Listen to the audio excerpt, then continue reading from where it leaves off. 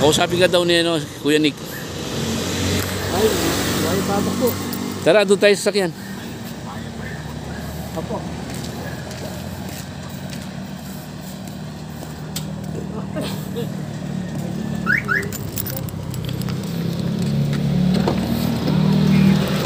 Opo, man. Kagurihan ko, malapit ko mo ba? Ababagad na ko po kakana ko kayo. Chairman na Pora ko mo po pala. Santa Rita. Santa Rita, ano? Karakal ko kamag-anak at yung kamag-anak yung dila-dila, Santa Rita. Oh, malapit kami mo. Malapit na yung Santa Rita. Tuwan kami. May nakatuwanan nito yung Kuya Kenny. Makanya po. Alin ako kasi tutuki. Alin ako ablasan eh. Max. Ano mo rin ang aking personal? Ano yung nakapulit-pakit ka na? Wow, mag-solo flight chain niya eh. Atin niyang sa salpot yan eh. Palagi ako pimpo, sir. Hoy, huwag kayong maingay, naka-vlog kayo. At saka tingnan mo ha. Oo. Yung pamilya niya, dinala sa conception. Oo. O yan. Pami Ang pinata ngayon. Pamilya po niya, sigurado kayo? Yung mga tao rin na kapwa natin na ano na yung kanyang mga advocacy, talagang pagtulong yun sa kapwa magsasaka.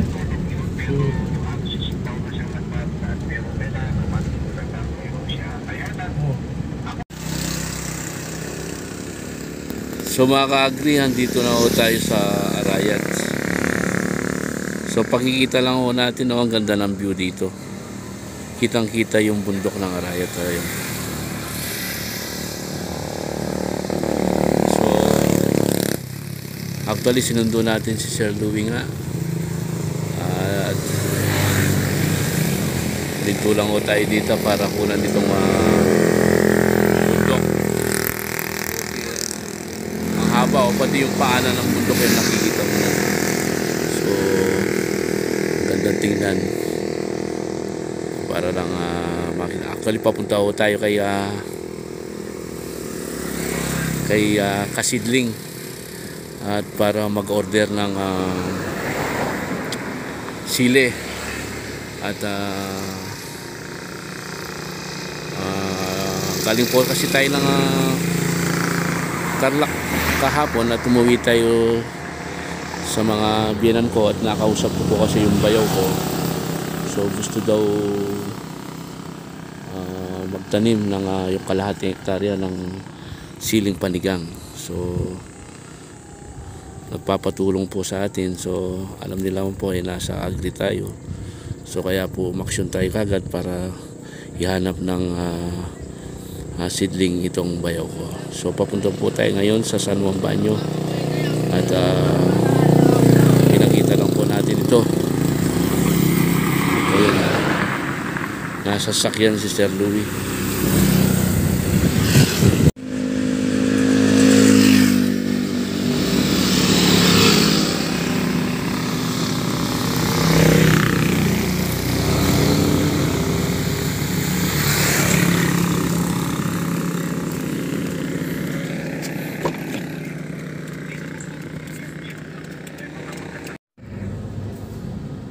So ito po at nasakyan na kami at BBI na at ayan at pagbiyahe na ng Arayat dito sa pupuntahan natin. Yung mga nakakapanood po nito, yan po yung lugar ng Arayat na makikita ninyo at malapit na yata tayo sa munisipyo ba to? Munisipyo ng Arayat. Munisipyo ba ito yung Pure Gold? Pure Gold tapos yan, ganyan. Pure Gold, ayan. Pure Gold.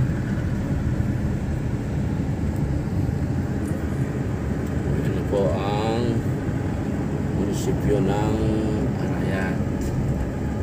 Ayan. So, andyan po. Pakita mo pa na yun.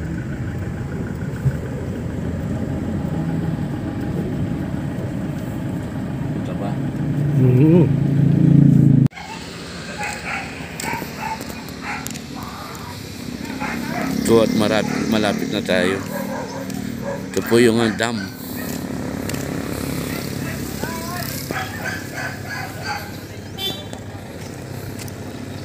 Ang lalim po. Tapos ayun yung bundok. So nagtanong po tayo at ayan, nagtanong tayo dyan sa tindaan. So sabi nila diretso pa daw.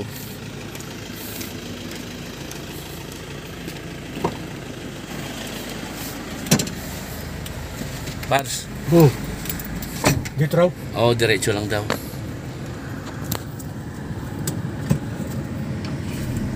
Wala pala tandaan. Basta magtanong daw tayo doon sa dulo. Dulo lang.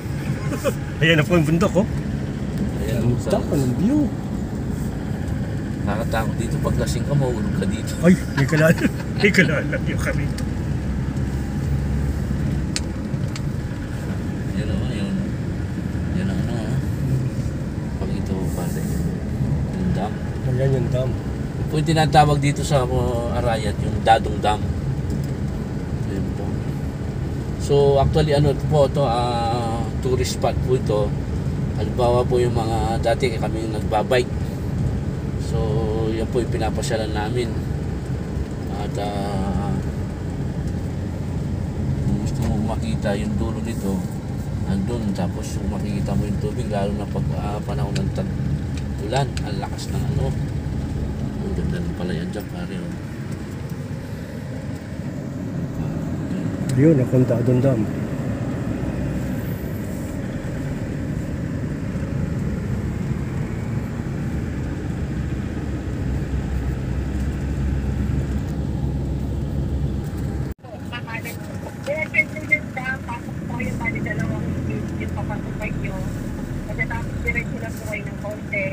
Ma'am, sandali. Sandali, ma'am. Nandito ako sa Dadong Dam, tapos may daan na pakaliwa. May daan pa kaliwa ko. Then, dumiretso lang akong Dadong Dam, tapos dito sa gilid ng Dadong Dam ako pupunta. Ano pa po kayo na kung dadong sa dire-diretso lang po kayo yan. Then, nandito ako sa tapat na mismong Ay, kung dadong ba mismo to, yan. Dadong Dam. Ayun, nababasa Nababasa. ko. Okay, kung nababasa niyo yung sir, meron pa po yung sa street, may mga bahay sa ticket. Kaya nga po, meron ako Lang po ng Bougainvillea. Ayun, may nakita ko, tapos may gate doon.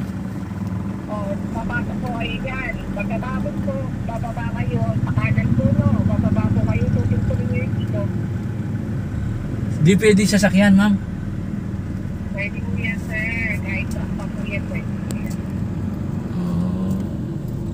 So, andito. Tutulong niyo lang po yan, sir, no? Yung ilong na yan, siguro mga 5 minutes ako.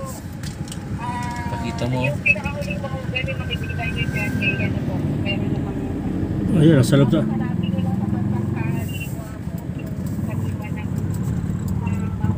kabayan. Ito, puro mga ganin nakikita na natin dito sa rough road na. Ma'am, ito, nandito na kami sa rough road. Sige lang po na. Sige. Okay, sige. Basta, diretso lang ako niyan. Opo, yung pinakahuling mahugani po. Ay, yung bagong daan. 5 minutes po. May pakyat na daan dito, ma'am. Ganun. Pakyat ito. Ay, ang gagawin niyo sir, pababa kayo niya, no? Yung papunta ng ilog, pababa po kayo, di ba? Ay, ito. Hindi, ito. Pakanan. Kanan kami, pababa. Opo sir, tutuloy niyo yung ilog po. No? Oo, yun. Oo, dito. Nasa kaliwa na natin ngayon yung mga ganit. Oo, yun. Nasa kaliwa na kami ng mga mahugan ito. Magkabilaan po yung mga mahugani na yan. Oo, magkabila nga. Opo sir, dire-diretso lang po. Makikita niyo yung pinakalas mahugani yan. May tindahan na kulay green. Tapos diretso pa ng punta yung tungkol ng farm. May taniman po ng papaya. Papasok po kayo sa may sa papaya. Ano yung next time, maglalagay na ako ng signage na pinahihila ng tatahanan ko. Ito kabilaan ng mahugan. Ito, ilog lang nga itong sa kanan natin ngayon. Ganda pala ng lugar mo, ma'am. Nature, no? Nature tripping ka, yan, no? Ganda. I-enjoy po yan sir. Kahit po bababa na rin po ako. Sige po, ma'am.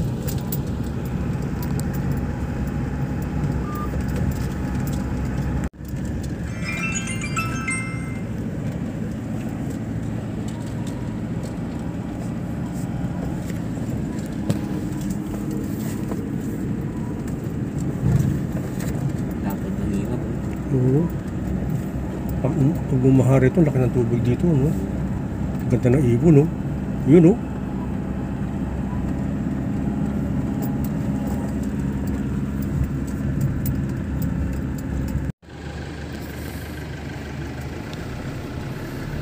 Ay, salamat. Ayan. At ito na yun, this is it. Huling mahogany, tapos mga papaya. Natumbok din si ma'am.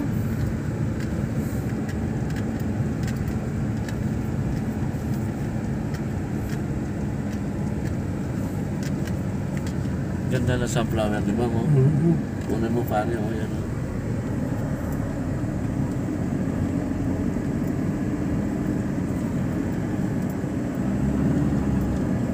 Seedling, oh.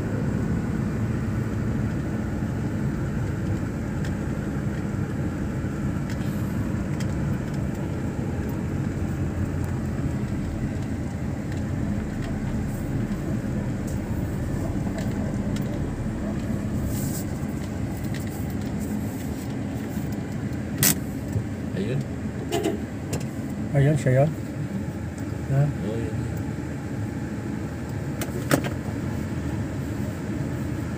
Napasok pa raw. Tapos mo na.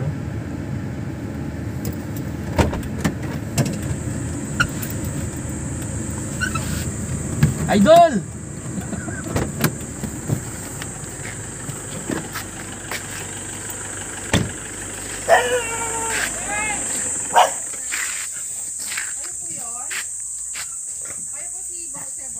Yes, ma'am. Siya po. Good afternoon, ma'am. Good afternoon po. Ma'am, di namin nakita doon. Ito pa kami doon. Sabi ko sa'yo, Las Mahogany. Nakita pa naman namin. Binati namin yung mga namimigwit. Merong kotse din. Merong kotse. Ayun, huling... Pinapasyalan ng mga ano yun, mga Koreano. Oh. Ang laki pa ng ano nyo. Oh. May maliit lang na. Huwag mula doon, no? Para sa ibang parang maliit. Ay, Hindi andi ko na yung tao. pero mo. Ba't hindi yung pinakikilala sa ano? Hindi namin... Iba po kasi siyang trabaho eh. Hmm. Iba po kami ng trabaho. Mga kagreto po at nakita natin si Ma'am at ito sinasabi nating idol natin na vlogger. Ngayon napasyal po tayo sa kanyang farm. Ito po ang nakita natin magmula doon. Ang haba, ma'am, nakita natin. Oo, maliit lang po yan para sa ibang farm sir. Nakita natin. So, ito sila oh. Ayan ang mga... Ito po yung trabaho natin dito. Nagpupunla po tayo ng mga seedlings. So yan yung ano, dahil holiday, wala po tayong tao. Kaya sakto may customer po nagpapa-order na ano. Nagpapapunla po ng... Anong nangyari doon sa ano mo, ma'am? Saan? Nakita kita doon sa huli mong vlog na accident ka? Tumalsik eh. Ha? Nabangga po ako eh, binangga ako. Tapos tumalsik tayo. Kaya masakit po yung ano ko. Nakita mo nga yung ano mo, bari picture na lang yung pinakita mo doon, no? Picture lang po, hindi ko na po mai-post yung Yung ano, no? Nasukugat ka ba, ma'am? gas-gas lang po. Ayun, nakita ko yung huli niyang ano. Ayun, no? Opo. Yun ang pinakita mo, picture na, di ba?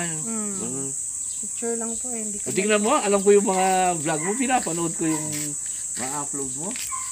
Basta kayo, ma'am, si Jimmy Speak, ikaw, tsaka si Makimoto, yung mga kapampangan na vlogger, Opo. pinapanood ko kayo. Ang pagkakaalam ko, lahat kayo ay taga-arayat. Pag-arayat niya po. Diba, di ba? Pero si ano nakikita ko parang sa Si Nueva Kabyaw Ecija po. na. Kabyaw na. Sakot na yata ng kabyaw yun sa kanila. Kay Makimoto, Ayaw, sakot na ng kabyaw. di ba? Kabyaw. Ayan, ano, mag-order po kayo ng ano. Yan po yung production value namin. Oh, ma'am, actually galing kahapon yung sa bayaw ko sa Tarna. So, tatamlan daw ng kalahati yung hektarya ng Bili ko ngayon din, merienda. siling Magpapanukan. siling paligang. So, yun po ang kaya sinadya kita rito. At salamat ma'am at sumagot ka doon sa Medyo busy lang po, Sa madalas comment. hindi ako sumasagot. Salamat at sumagot po sa comment. Sa akin utang ka hapon.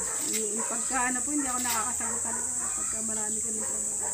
Minsan di rin po nakapag-vlog kung sobrang dami ng trabaho. Yun ba yung na-accident ko? Opo, nagawa na. Nagawa na.